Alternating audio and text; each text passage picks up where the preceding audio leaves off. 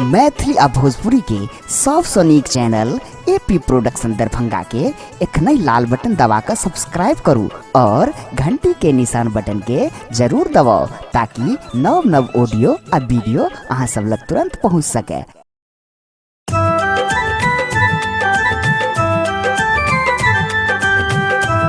एखन अपने सब सुन रहल छी एपी प्रोडक्शन के प्रस्तुति।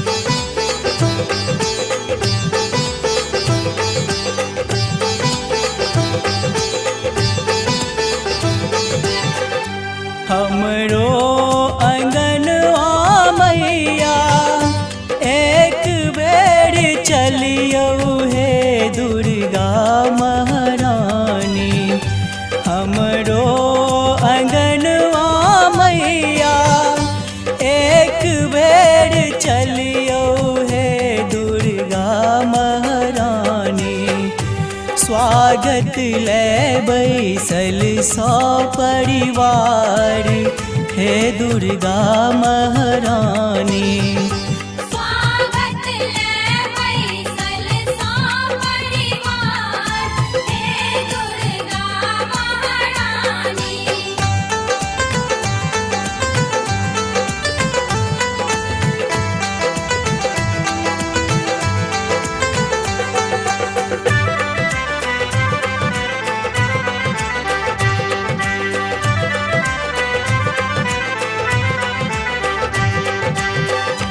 जन्मे सो हम सब आस लगलिए हे दुर्गा महारानी।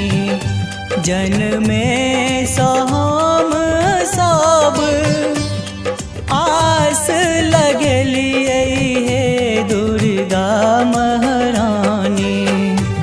आए चलियो जननी हमर दुआर हे दुर्गा महारानी।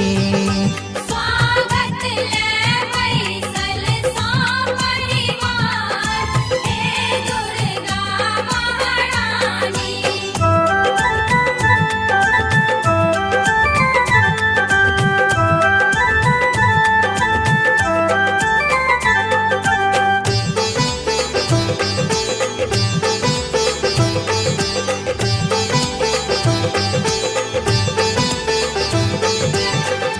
पटवा दुकन सो मैया आचरी मंगलिए हे दुर्गा महारानी।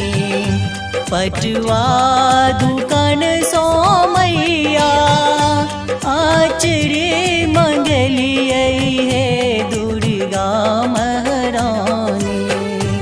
एक एक को साजल सब सिंगार हे दुर्गा महारानी। स्वागत ले बैसल सौ परिवार हे दुर्गा महारानी।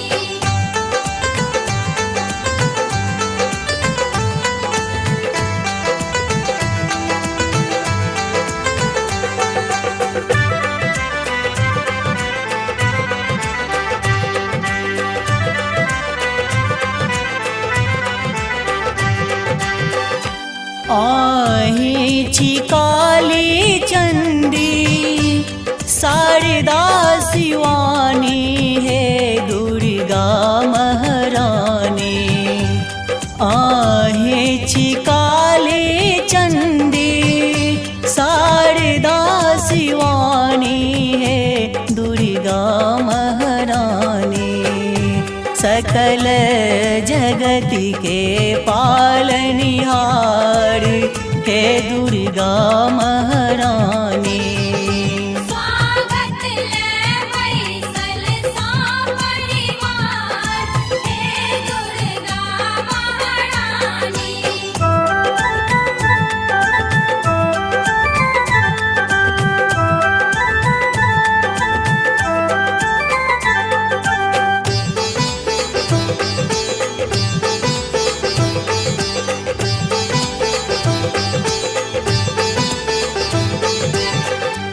दर्शन के प्यासल नैना चैन